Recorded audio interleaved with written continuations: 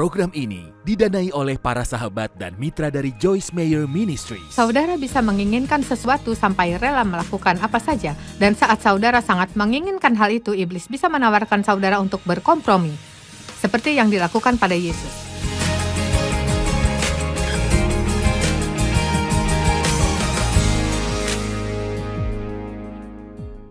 Terima kasih sudah bergabung dalam menikmati hidup sehari-hari, di mana saya memberitakan firman Tuhan, dan saya percaya ada kuasa di dalamnya yang akan mengubahkan hidup saudara. Hari ini kita akan berbicara tentang bagaimana menjadi beriman di dalam dunia yang tidak beriman, karena kita sebagai orang Kristen, sebagai anak Allah, hidup dalam dunia yang semakin dan semakin tidak baik setiap waktu. Nilai moral yang selama ini ada semakin menurun, dan sejujurnya perbedaan antara orang percaya dalam Tuhan dan yang tidak percaya semakin dan semakin tidak terlihat. Jadi kita perlu untuk berhati-hati sebagai orang yang percaya pada Kristus untuk berperilaku seperti yang seharusnya berdasarkan firman Tuhan. Tidak cukup baik jika saudara hanya pergi ke gereja. Kita perlu memiliki perilaku tertentu yang bisa dikenali oleh orang sebagai anak Allah. Alkitab mengatakan dalam 2 Korintus 5 ayat 20, jika kita adalah utusan Allah. Dan jika dia sekarang dengarkan ini, dia menunjukkan dirinya melalui kita. Saya suka itu, wow. Bagi saya itu adalah pernyataan yang kuat. Setiap dari kita ada dalam sebuah pelayanan. Kita hidup di hari-hari terakhir atau dekat dengan akhir zaman. Karena kita bisa membaca Alkitab dan melihat tanda-tanda akhir zaman. Matius 24 adalah pasal yang, jika saudara tidak familiar dengannya, itu merupakan sesuatu yang baik untuk dibaca, membicarakan tentang tanda-tanda akhir zaman, akan ada deru perang atau kabar-kabar tentang perang, gempa bumi, dan kelaparan di berbagai tempat, dan kasih orang menjadi dingin, dan orang menjadi mudah tersinggung, dan lain-lain. Tapi salah satu dari tanda akhir zaman adalah akan makin banyak penderitaan. Itu sebenarnya dikatakan bahwa Tuhan tidak mempersingkat hari-hari hanya karena suatu pilihan. Jadi jika dia tidak mempersingkat hari-hari untuk bahkan yang terkuat, orang Kristen yang paling taat, tidak ada yang bisa terus berdiri melawan penderitaan yang akan terjadi di dunia. Jadi, jika saudara berpikir jika saudara tidak bisa ditipu, maka itulah penipuannya. Apakah saudara pernah berdoa agar Tuhan melindungi saudara dari penipuan? Atau saudara akan sadar jika iblis sedang berusaha menipu saudara? Jadi saudara sadar jika iblis sedang berbohong pada saudara. Itu sesuatu yang saya rasa harus menjadi permohonan doa kita setiap hari. Tuhan, bantu saya untuk tidak tertipu. Bantu saya untuk sadar jika iblis sedang berusaha mencobai saya untuk berkompromi dan pergi ke arah yang salah.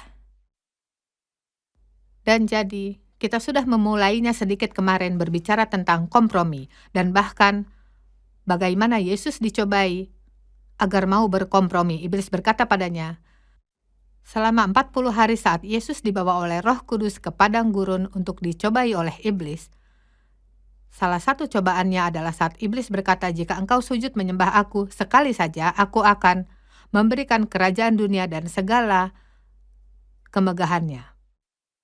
Dan tentu saja Yesus menolak cobaan itu, dan dia berkata, sebab ada tertulis, engkau harus menyembah Tuhan Allahmu dan hanya kepada dia sajalah engkau berbakti. Dan kita perlu mengetahui firman, jadi ketika iblis berbohong pada kita, kita harus siap untuk berkata, sebab ada tertulis. Kita harus berhati-hati dengan kebohongan hanya sekali atau kebohongan hanya sedikit saja. Kata berkompromi artinya melakukan sedikit lebih rendah dari kebenaran itu. Saudara tahu, kadang kita bersikap seperti seorang yang bodoh dan yang tidak kita kenal, tapi kita tahu. Saudara tahu, saudara bisa tahu dari dalam jika ada sesuatu yang tidak benar. Setidaknya banyak dari saudara yang bisa, jika saudara tidak mengerti tentang firman Tuhan, akan lebih sulit, tapi semakin saudara mengerti firman Tuhan, semakin firman itu akan bertumbuh dan menyatakan jika saudara sedang berusaha lakukan. Kompromi artinya tahu apa yang benar untuk dilakukan tapi tidak melakukannya. Yakobus membicarakan tentang hal itu. Yakobus 4 ayat 17, jadi jika seorang tahu bagaimana ia harus berbuat baik tetapi ia tidak melakukannya, ia berdosa. Jadi ada dosa-dosa yang sengaja yang memang kita lakukan. Tapi kemudian ada juga dosa yang kita lakukan karena kelalaian sesuatu yang Tuhan tidak hanya mengatakan yang tidak boleh kita lakukan, Dia juga memberitahu sesuatu yang harus dilakukan. Contohnya Alkitab mengatakan bantulah orang miskin. Jadi, jika saya tahu ada orang yang membutuhkan, dan sebenarnya saya bisa membantu mereka, tapi saya tidak melakukannya karena saya egois, maka saya berdosa. Dan seringkali saya rasa kita tidak terlalu berpikir tentang dosa akibat kelalaian. Itu bukan hanya karena saudara melakukan banyak hal yang salah, tapi apakah saudara sudah cukup melakukan hal yang benar? Saya tidak percaya saudara Kristen dan tidak membantu orang. Tapi iblis akan berusaha untuk mencobai saudara untuk tidak melakukannya. Dia akan mengatakan mereka tidak layak. Sebenarnya kita juga tidak layak, tapi dia menolong kita. Berkompromi untuk mengatasi perbedaan tidak selalu merupakan hal buruk. Kecuali itu membuat kita berdosa. Maka kita harus berdiri teguh pada kebenaran. Dan saudara harus melakukan kebenaran karena jika saudara tidak lakukan, saudara akan jatuh atau apapun. Jadi mari kita membuat satu contoh. Katakanlah ada perempuan yang ingin suaminya pergi ke gereja dengannya, tapi suaminya tidak mau. Akhirnya suaminya berkata, "Oke, aku pergi ke gereja bersamamu hari Minggu jika kamu mau pergi dan mabuk bersamaku hari Jumat." Jelas perempuan ini tidak mau berkompromi. Dia berkata, "Aku tidak akan melakukannya." Kenapa? Karena itu salah berdasarkan firman Tuhan. Tapi mari kita lihat dengan cara lain. Katakanlah jika si suami berkata, "Kamu ingin aku pergi ke gereja tapi kamu tidak mau memancing bersamaku." Perempuan ini berkata, "Kamu selalu memancing hari Minggu dan aku pergi ke gereja di hari itu." Dan dia berkata, "Hari Minggu adalah satu-satunya hari liburku. Itulah waktunya aku bisa pergi." Sekarang waktu yang tepat untuk kompromi. Mungkin perempuan ini berkata, "Aku bisa tidak ke gereja hari Minggu dan pergi memancing denganmu jika kamu mau ke gereja denganku hari Rabu malam." Sekarang saudara lihat, itu bisa jadi kompromi yang bagus karena tidak ada hukum yang mengatakan kalau saudara harus pergi ke gereja setiap hari Minggu. Kita yang ingin melakukannya secara teratur, kita ingin berkomitmen, tapi dalam kasus ini mungkin lebih baik, mungkin saja akhirnya dia menyerahkan diri untuk Kristus. Jika istrinya bersedia, dan lebih seperti, "Oke, baiklah, saudara tahu." Jadi mungkin dia berkata, "Oke, kita memancing hari Minggu, kita pergi ke gereja hari Rabu malam." Bagaimana jika dia mendengar sesuatu di hari Rabu malam yang membuatnya menyerahkan hidupnya? Kita harus dipimpin oleh Roh Kudus dalam hal seperti ini. Berkompromi biasanya berarti saudara melakukan sedikit di bawah standar dan orang lain mendapat lebih sesuatu yang mereka mau. Tapi tidak ada yang mendapat segala sesuatu yang mereka mau. Tapi kita tidak bisa berkompromi dengan iblis. Kita tidak bisa memberikan sedikit dari yang dia inginkan, lalu memberikan Tuhan sedikit dari yang dia inginkan. Kita harus selalu lebih dulu memprioritaskan Tuhan. Prioritaskan Tuhan. Selalu taat pada Tuhan, dan saudara tidak akan berkompromi dan melakukannya. Yesus mengatakan pada muridnya, sedikit ragi akan mengembangkan seluruh adonan. Benar, apa yang dikatakan adalah sedikit kompromi dapat menghancurkan seluruhnya. Saya bukan, saudara tahu, koki yang baik atau jago memasak, tapi saya tahu jika saya memiliki sedikit adonan di sini, dan saya memberi ragi di dalamnya, menutupnya, saya rasa itu harus ditutup dengan kain di dalam ruangan. Lalu saya mendiamkannya kembali lagi besok, dan adonan yang kecil itu sekarang mengembang. Jadi itulah yang dia coba untuk katakan, hanya sedikit ragi bisa mengembangkan seluruh adonan. Sekarang dalam kasus ini, dia mengatakan tentang hukum dan anugerah karena dia berurusan dengan orang Israel yang hidupnya diatur oleh hukum. Sekarang Tuhan sudah datang, dia membayar dosa, mati di kayu salib, bangkit dari maut. Dan Paulus mengajarkan orang tentang anugerah, tapi beberapa orang yang menjadi Kristen, beberapa orang Kristen, orang Yahudi yang menjadi Kristen, mereka memiliki kesulitan untuk meninggalkan hukum yang ada. Jadi iblis akan terus berusaha untuk mencobai mereka untuk berkompromi dan menambahkan sedikit bumbu hukum di dalam anugerah yang ada, dan berharap akan berhasil. Yesus menginginkan murid-muridnya untuk berhati-hati dengan hal ini, sesuatu yang kita pikir tidak akan membuat perubahan.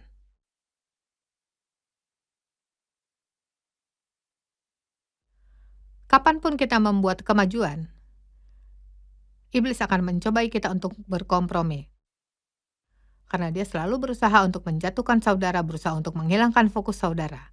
Saudara bisa mengendalikannya ketika saudara membuat kemajuan dalam perjalanan bersama Tuhan. Musuh akan menyerang saudara dengan caranya. Saudara tahu saya menulis buku yang berjudul Bagaimana Mengasihi Orang yang Sulit untuk Dikasihi. Saudara tahu saya menulis buku tentang ketidakegoisan.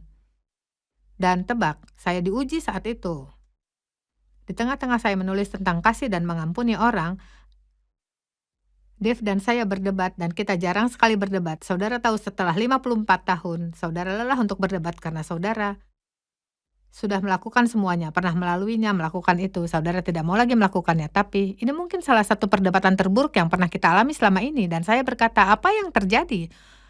Joyce, kamu sedang menulis buku tentang mengasihi orang yang sulit dikasihi. Tapi di hari itu, seperti seberapa hebat dan baiknya Dave, di hari itu sedikit lebih sulit untuk saya mengasihi dia. Saya tidak tahu mengapa kita kaget jika kita berusaha melakukan hal baik. Alkitab mengatakan ketika Paulus berkata, jika aku hendak berbuat baik, yang jahat itu datang. Dan itulah yang akan selalu terjadi. Jangan kaget jika saudara berencana pergi ke gereja hari Minggu, saudara berusaha rajin pergi ke gereja. Maksud saya, ada saja hal yang terjadi setiap minggu yang membuat saudara tetap di rumah. Saudara berusaha untuk berdoa di pagi hari secara teratur, dan saya bisa beritahu saudara, bisa saja telepon saudara berdering, semua orang punya hal yang mendesak, anak saudara membutuhkan sesuatu yang biasanya tidak mereka butuhkan. Saudara harus benar-benar bertekad jika ingin mengikuti apa yang saudara pikir Tuhan ingin untuk saudara lakukan. Saudara tahu waktu itu saat Petrus berkompromi, para rasul Petrus dan Paulus menentang dia.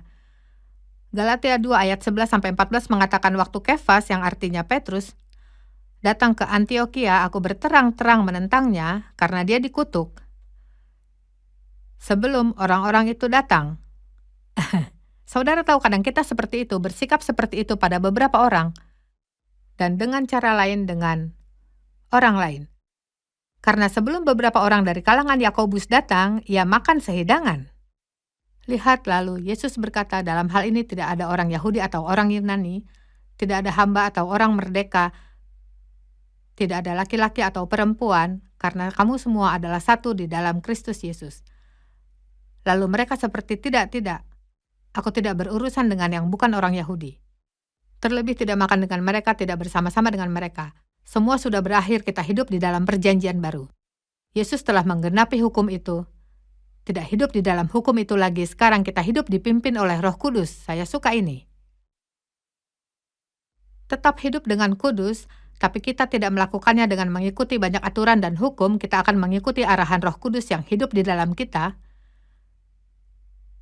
Dan dia akan menuntun kita untuk hidup benar.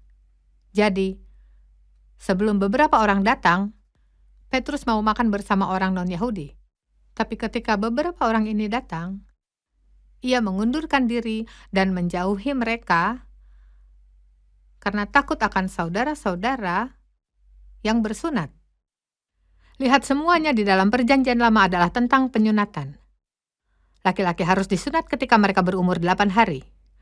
Dan jika saudara belum disunat, maka saudara akan dikucilkan. Saudara bukan orang Yahudi yang taat. Bahkan dalam perjanjian baru, beberapa orang Yahudi yang sudah menjadi Kristen, mereka berusaha berkata, ya kami percaya keselamatan oleh anugerah, tapi kamu tetap harus disunat, yang sebenarnya bukan masalah. Dan lalu, Petrus sudah hidup sepenuhnya di dalam Perjanjian Baru, tapi ketika beberapa orang, mungkin orang yang ingin bersama dengannya, datang, mereka tetap percaya dengan persunatan, jadi dia mengikuti kemunafikan mereka, bahkan mengiring Barnabas juga. Saya ingin saudara mengerti, saudara memiliki pengaruh. Saya memiliki pengaruh. Saudara tahu jika saya mulai melakukan membuat kesalahan ini dan kesalahan itu, orang lain yang menyukai dan menghormati saya akan melihat saya dan berpikir jika Joyce melakukan itu mungkin saya juga tidak apa-apa. Saudara memiliki pengaruh dan saudara perlu untuk mewakili Kristus. Dengan cara yang benar, saudara adalah utusannya. Dan apa yang saudara lakukan itu berarti, bagaimana saudara bersikap itu berarti. Saya harap ini bisa membantu seseorang.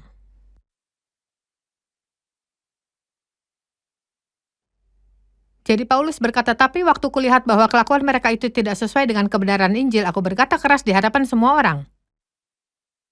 Jika engkau seorang Yahudi hidup secara kafir dan bukan secara Yahudi, bagaimanakah engkau dapat memaksa orang yang tidak bersunat untuk hidup secara Yahudi? Tapi lihat, dia bersikap seperti itu hanya di depan beberapa orang. Saudara tahu mungkin kita harus sedikit lebih banyak menghadapi sesama dengan kasih. Lakukan dengan kerendahan hati, tapi maksud saya, katakanlah jika saudara tahu orang Kristen yang tidak melakukan apapun kecuali bersungut dan menggerutu setiap waktu. Mereka tidak bersyukur, mereka tidak berterima kasih. Mereka mengeluh tentang pekerjaannya, tentang lingkungannya. Mereka selalu bersungut dan menggerutu. Saudara tahu itu tidak salah bagi saudara untuk menegur dengan kasih. Kamu tahu, kamu mungkin tidak sadar sudah melakukan ini. Kamu tahu, kamu sedang terbiasa, tapi kamu tahu, kamu melakukan. Kamu selalu mengeluh. Dan Alkitab mengatakan saat kita mengeluh, kita membuka pintu untuk iblis. Kita tidak boleh membuka pintu untuk iblis masuk ke hidup kita. Saudara tahu, kadang kita perlu menentang. Bagian dari perdebatan yang sudah saya katakan tentang Dave dan saya, dia menentang beberapa hal. Dan saya tidak suka hal itu dan menganggap dia kurang sopan, tapi puji Tuhan kita percaya akan pengampunan, jadi tentunya saya mengampuni dia. Dan setelah perasaan saya terluka selama beberapa hari, saya bertanya pada Tuhan apakah Dave benar. Saudara tahu, kadang kita perlu bukan hanya memperbaiki orang lain, tapi kita perlu bertanya pada Tuhan apakah mereka benar. Karena kadang faktanya seringkali Tuhan memakai orang-orang untuk mengkonfrontasi orang lain tentang dosanya. Orang-orang ini yang berkompromi dengan prinsip iman di dalam Kristus daripada secara hukum. Hari ini ada banyak kompromi. Orang politik berkompromi untuk mendapat dukungan. Bahkan jika mereka tidak benar-benar akan melakukan apa yang mereka janjikan pada orang ketika mereka mau memilihnya, ketika saudara memilih seseorang, saudara harus yakin mereka bertanggung jawab dengan apa yang sudah mereka katakan, dan jika mereka tidak melakukannya, saudara tidak usah lagi memilihnya. Orang Kristen kadang kompromi dengan nilai moral di pekerjaan demi mendapatkan promosi.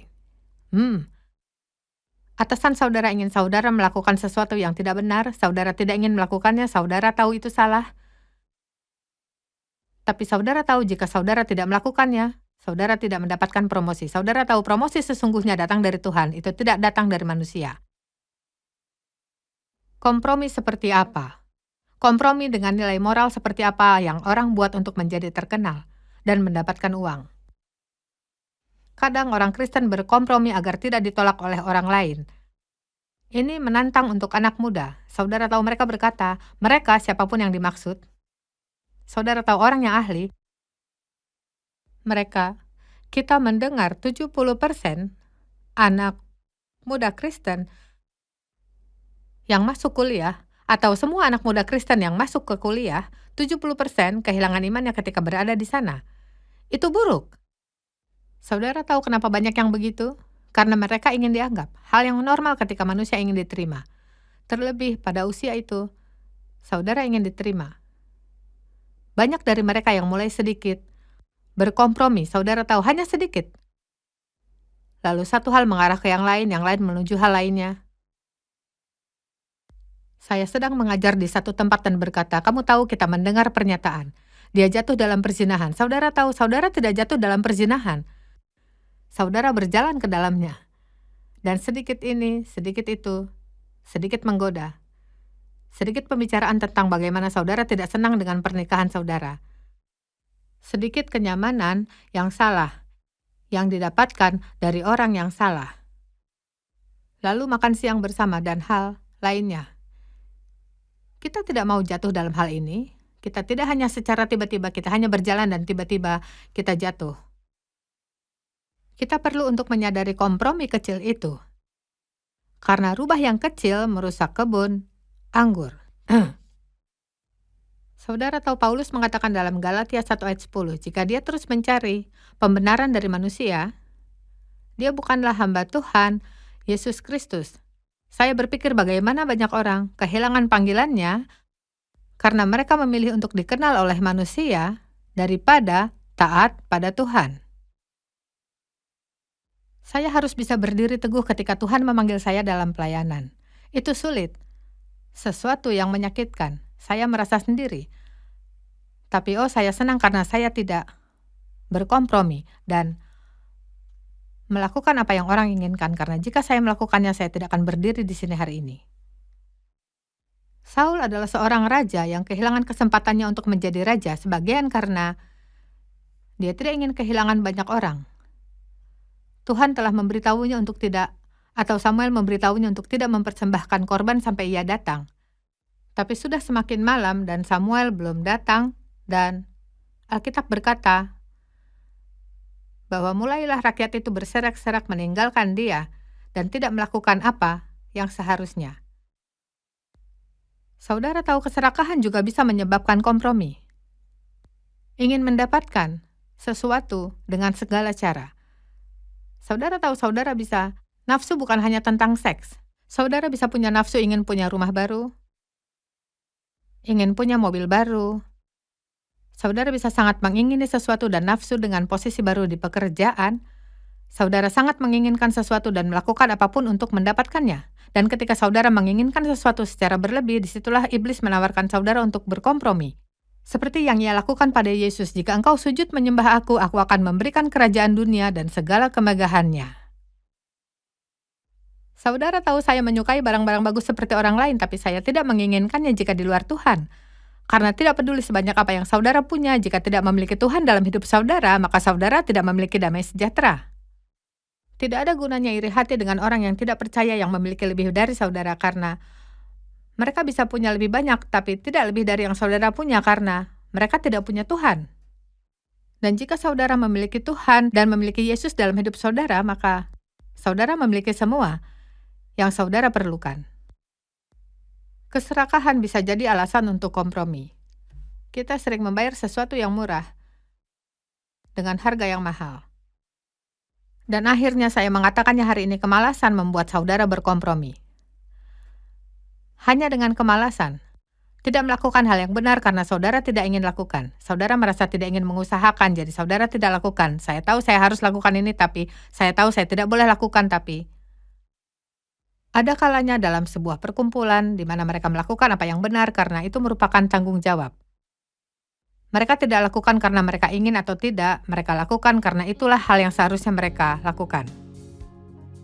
Dan saya benar-benar ingin melihat saudara dan juga saya untuk semakin lebih baik. Saya selalu mengundang Tuhan untuk bekerja dengan saya, untuk mengajar dan meyakinkan saya supaya lebih baik.